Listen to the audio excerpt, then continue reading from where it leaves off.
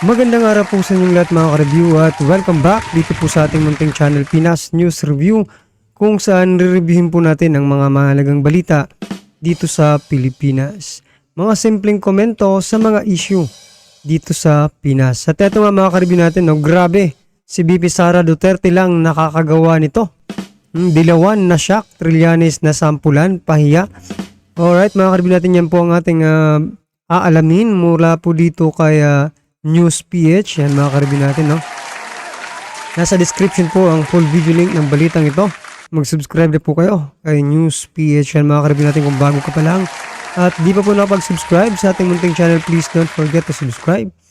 At i-click na rin po ang bell notification para updated ka po sa lahat ng ina-upload sa ating reaction video, yan mga ka-review natin, no? At eto na nga, sama-sama at sabay-sabay po natin pakinggan, panoorin at bigyan ng reaksyon ang balitang ito. Eto na po.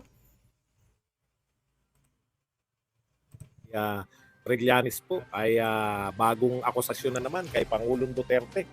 Kay katandem niya raw si GMA na sila po yung utak ng destabilization na binabanggit nito raw ni General Bronner. Pinaliwanag niya po kung bakit po ano po ang mahihita ni Pangulong Duterte sa destabilization. Ito po ang sinabi ni Antonio Trillanes, no? Merong plano itong ibang puwersa na bumalik sa poder. At grabe talaga utak nito ni Trillanes, no? Walang humpay, no? Talagang todo atake. Umaatake lang naman yan tuwing malapit eleksyon, di ba? Pag mag-eleksyon na, magpaparamdam siya. Matagal mananahimik yan, pero pag malapit na eleksyon, teka, kailangan maramdaman na ako. Ito po, merong plano itong ibang puwersa na bumalik sa poder. By any means yan. If you're talking about Duterte and GMA, GMA has done it with President Erap. Alam po ninyo, naroon po ako ng naroon po ako nung EDSA 2. Hindi po ang utak nung si GMA, siya lang po nakinabang. No? Ang lahat po ng yung mga dilawan po naglaban kay Erap. Mga dilawan po yan. Actually, late na po si GMA. Hindi pa po siya bumibitaw kay Erap kasi vice president siya ni Erap at that time. Alam ko po yan dahil naroon na ako sa EDSA 2 eh. Hindi po dahil maka-GMA ako, hindi po. Pero dahil gusto ko masaksihan yung EDSA. Wala ko nung EDSA 1 eh. Bata pa ako nun. Nasubaybayan ko na yan dahil may edad na, maano na ako niyan. Aware na ako sa politika. No? Hindi po plinano ni GMA yan. Actually, nakinabang lang si GMA. Mga dilawan po yan. Sila Cardinal Sin. Buhay pa ba si Cardinal? Teka lang, easy. Basta tinitiyak ko, nariyan yung si Sokher. So yun nga po mga ka-review natin, no? Sinasabi po ni Trillanes na may mga diba, lumang kandidato ay mga politiko, diba, na gustong bumalik sa pwesto. Sa pwesto mga ka-review natin. So, sino po ba yung gustong bumalik? Baka itong si Trillanes ang gustong bumalik mga ka-review natin, di ba? Kasi tuwing palapit ng eleksyon, dito lang po itong sumusulpot. Parang kabuti itong si Trillanes, ha? At saka ito mga ka-review natin, ha? Kung, di ba sabi niya kanina na si General Bronner mga ka-review natin, di ba? Yung nagsabi na mayroong destabilization plot na nangyayari, di ba? Magaganap. Oh. Bakit magka-close po ba si General Bronner at saka si Trillanes mga ka-review natin para malaman niyang si dating Pangulong Duterte yung tinutukoy ni General Bronner mga ka-review natin? Ba? Manguhula yata to si Trillanes, di ba? Maniwala lang tayo kung si General Bronner talaga yung nagsabi, di ba? Na okay si Duterte yung may pakana nito. Pero walang sinabing ganun eh. So paano nakapag-speculate itong si Trillanes ng ganun na si dating Pangulong Duterte yung pasimuno ng kudita, mga ka-review natin. No, ito nga po yung nakakapagtaka eh. Kay President Duterte, dating President Duterte at saka kay Trillanes, mga ka-review, sino po ba ang may history ng kudita, mga ka-review natin ha? Nagpapatawa yata to si Trillanes, gusto lang magpakilala, no? O tara, kilalanin po natin si Trillanes. Ito po mga ka-review natin, no? Nakikita niyo po, si Trillanes po yan, mga ka-review natin. Kasama po yung mga nag-aklas na mga sundalo. Ba? O, tingnan niyo po. Trillanes po yan, mga ka-review natin, ha? O, tapos sasabihin niya ngayon, si Duterte ang may planong mag-destabilize, mga ka-review. O, tingnan niyo si Trillanes, mga ka-review natin. Diba? Kung makapag-akusa siya kaya dating Pangulong Duterte, ganun-ganun na lang. Pero hindi niya naisip, mga ka-review natin, na siya pala itong, diba? May history. No?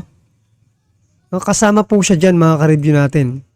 Kaya, Trillanes, kung gusto mong magpakilala naman, diba? Ayusin mo naman. Huwag mong idaan sa third party. Gusto mo pa ng agency, ha? O eto, kilala ka na naman ng taong bayan anyway, mga ka-review, diba? O kasi, meron pong ibang na, diba?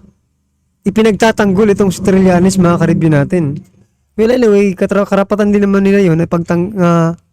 May mga opinion naman tayo, di ba? Sa kanya-kanyang opinion. No? Pero, kay President Duterte, dating President Duterte at kay Trillanes, mga ka-review natin, sino po ba ang kapanipaniwala sa kanilang dalawa? Yun na lang po, no? At saka ito pa, napansin ko ngayon, mga ka-review natin, na mukhang nabubuhay ngayon ang mga dilawan, di ba? Unang sumulpot itong si Trillanes, mga ka-review natin, no? Pangalawa po, itong paglaya ni dating Senator Laila de Lima, mga ka-review natin, ha?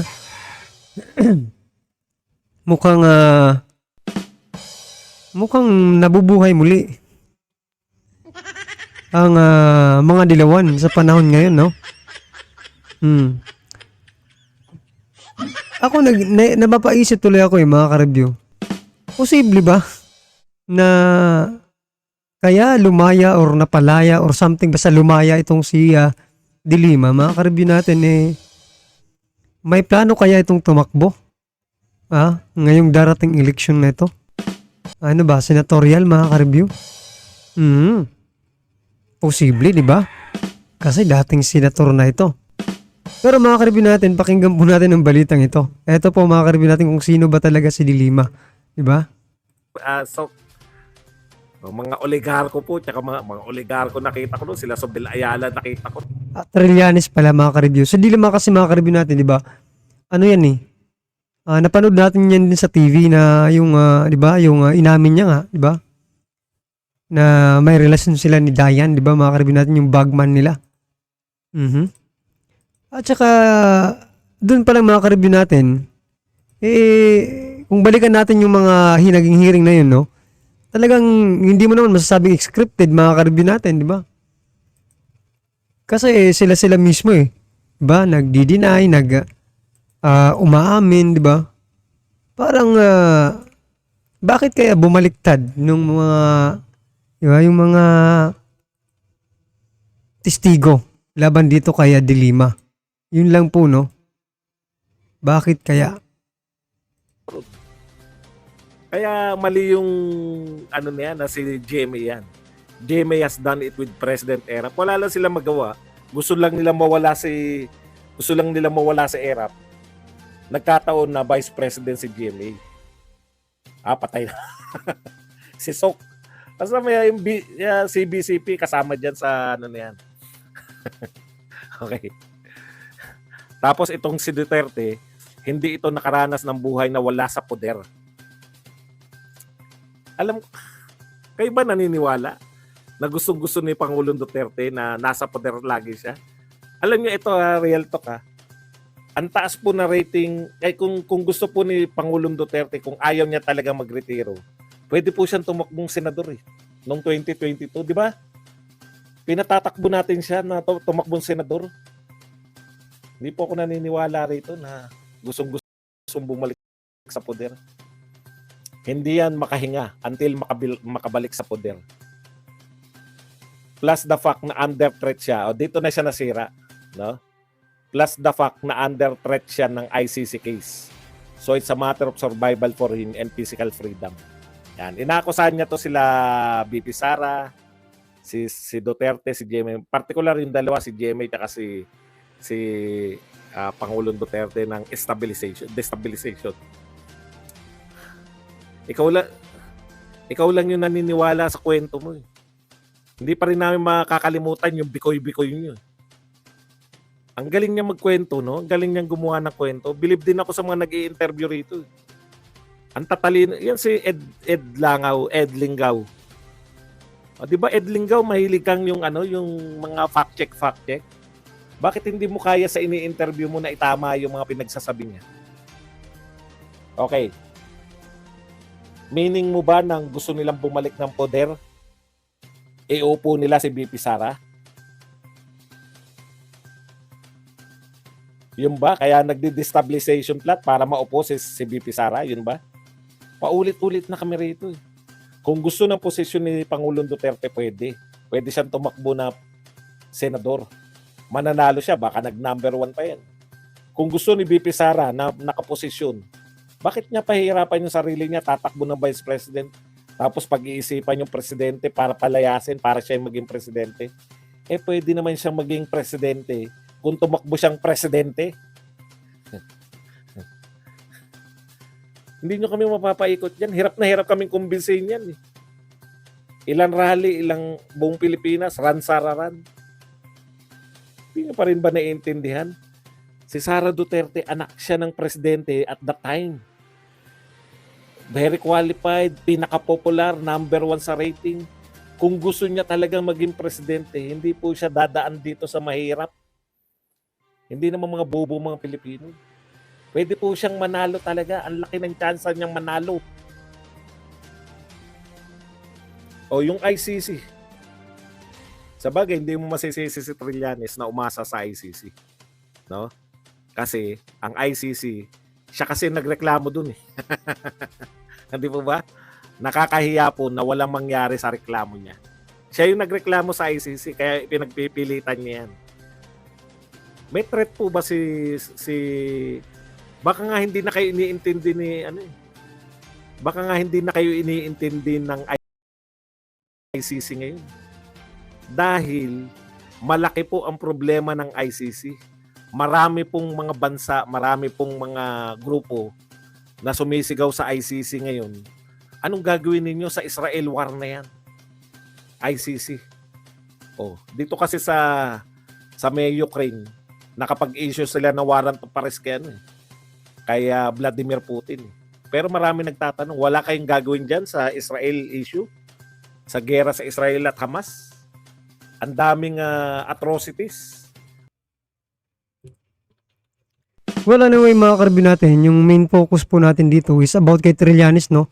Itong pag-aakusa niya ng destabilization plot na pasimuno raw di umano itong si dating Pangulong Duterte. Which is na hindi naman po kapanipaniwala mga karbi natin kasi sabi niya ayon di umano kay General Bronner, no? Ang tanong, nag-usap po ba kayo ni General Bronner, no? Bakit hindi na lang si General Bronner yung nagbigay ng statement patungkol dito, di ba? Bakit si Trillanes? Kasi hindi nga po, di ba? Walang katotohanan yung sinasabi ni Trillanes, no? Ano yung basihan niya, di ba? Kung bakit niya naisip 'yon. Ang naiisip ko lang mga karibi natin, gusto lang talagang magpasikat ulit or gusto lang gumawa ng pangalan ulit ni Trillanes, no, mga karibi natin. Gusto niya lang sakyan itong isyong ito na sinabi ni General Bronner, mga karibi natin. No? Kasi siya po ang may history ng kudita, di ba mga karibi? Anong masasabi niyo dyan mga karibi natin dito sa mga ginagawang kalokohan na naman ni Trillanes? Ewan ko ba mga karibi natin, no? Tama nga po yung sabi kanina ni Sir Badong Oratilis mga karibi. na 'di ba? Yung mga fact checker natin diyan, baka gusto niyo na mga i-fact check itong si Trillanes, no? Bakit hindi nyo kayang i-fact check si Trillanes mga ka-review, 'di ba? Samantalang kung mga vlogger mga ka-review, ang bilis-bilis no mag-fact check ng mga ito. 'Di ba? Ang bilis-bilis mag fake news ganyan, 'di ba? Oh. Pero pag si Trillanes, wala lang. Ganun ba yun, mga ka-review natin? Lahat ba ng sinasabi ni Trillanes ay totoo? Lahat ba ng sasabihin ni Trillanes ay paniniwalaan ng mga mainstream media ito, mga ka-review? Diba? Well, anyway, mga ka-review natin, ano man po ang inyong reaksyon dito sa naging balitang ito, no? Mukhang nabubuhay na po ang mga dilawan sa panahon ngayon, no? Dahil nga po itong si Leila de Lima rin, mga ka-review natin, napalaya, no? At nagpasalamat pa kay PBBM. Pero ito po yung nililinaw, no? Wala pong kinalaman si President BBM dito sa paglaya ni De Lima. Yun po yung sinisigaw ni Super Ate, no, mga ka-review natin. Which is wala rin naman, di ba? So ang ano lang natin dito is di ba? Palapit na kasi yung election. Bakit? Di ba? Baka gustong tumakbo ng mga ito. Si De Lima at saka Trillanes, no? Sa bagay, wala rin naman tayong magagawa kung tumakbo sila, di ba? Kasi yung iba nga nakulong din eh. Tapos, tumakbo, nanalo pa. Di ba? Yung dalawang senador yata yung yan dyan eh. Yung, di ba? Nakulong, napatunayang may nagkasala, nakalaya. Tapos eto, senador na naman. Hindi rin natin masabi kung magiging senador ulit nung si Leila de Lima, no? At saka si Trillanes. Well, nasa taong bayan po yan, pero sana wag na pa tayong magpaloko. Dito sa mga dalawang ito, di ba? Yan mga ka-review natin, kung bago ka pa lang at di pa po nakapag-subscribe sa ating munting channel, please don't forget to subscribe. At i-click na rin po ang bell notification para updated ka po sa lahat ng ina-upload sa ating reaction video. At huwag din po kalimutang mag-subscribe kay News PH. Nasa description po ang full video ng balitang ito. Maraming salamat po.